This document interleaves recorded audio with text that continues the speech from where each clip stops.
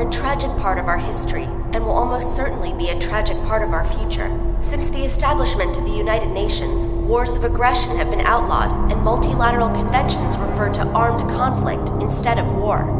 But the wars of the future won't be like the wars of our past. Alongside traditional warfare, our future will include cyber warfare, remotely fighting our enemies through the use of a new class of weapons, including computer viruses and programs to alter the enemy's ability to operate.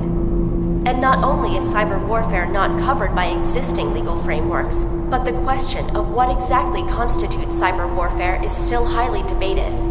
So how can we deal with cyber warfare if we can't even agree on what it means? One way forward is to envision situations where new international laws may be needed. Imagine a new kind of assassin, one that could perpetrate a crime without firing a single shot or even being in the same country. For example, an individual working for the government uses a wireless device to send a signal to another foreign leader's pacemaker. This device directs the pacemaker to malfunction, ultimately resulting in the foreign leader's death. Would this cyber assassination constitute an act of war?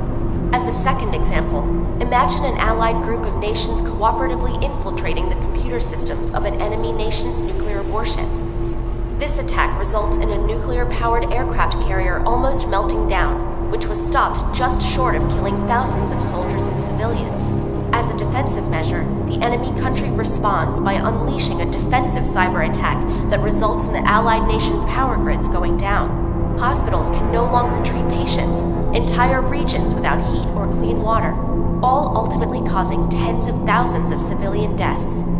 So, what hypothetical but plausible scenarios can you imagine falling under the burgeoning definition of cyber warfare? And how might you design an international legal framework to deter these activities?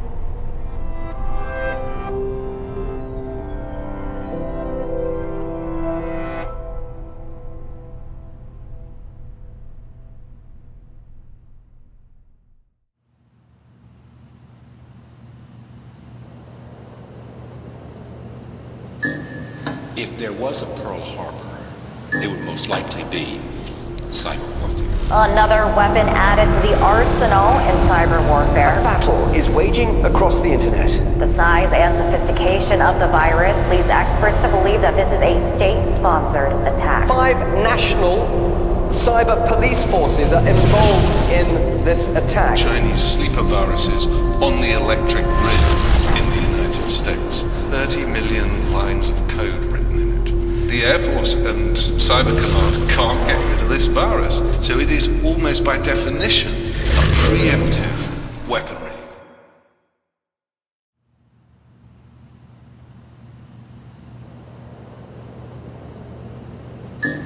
Canada and the United States were, without warning, thrust in the midst of a massive blackout. More than 140 cyber attacks on U.S. companies. This was a very serious attack, that this was an unprecedented attack. Vulnerability of our infrastructure, our power grid, our electric grid, our communications grid. The Pentagon now considers cyber attacks acts of war. The U.S. government is about to declare a new war, this one on a virtual enemy. The next Pearl Harbor that we confront could very well be a cyber attack. The cyber threat will equal or surpass the threat from counterterrorism in the foreseeable future.